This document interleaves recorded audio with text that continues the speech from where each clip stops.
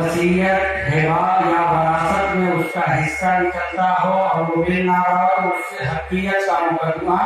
या हकीकत का मामला दारुल कज़ा में दर्ज कर सकता है।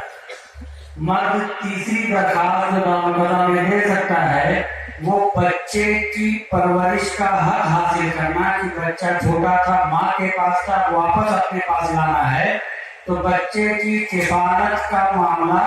दारुल कज़ा में दर्ज कर सकता है। लड़की की तरफ से जो मामला दारुल कज़ा में लिए जाते हैं तो दरखास्त कबूल की जाती है। लड़की अपने शौहर से खर्चा के मुतालबे के लिए और हुस्न मुआशरत के मुतालबे के लिए एप्लीकेशन दे सकती है। इसी के साथ मुतालबे तलाक या मुतालबे खुला के लिए और फस्खे निकाह के मुतालबे के लिए भी दरखास्त दे सकती है। इसी के साथ वो जो है हक और वरासत और हिबा और वसीयत के लिए उसने के मुतालबे के लिए भी अपना मुकदमा दर्ज करा सकती है। और फस्खे निकाह है और इसी तरीके से तहकीक तलाक व निकाह है और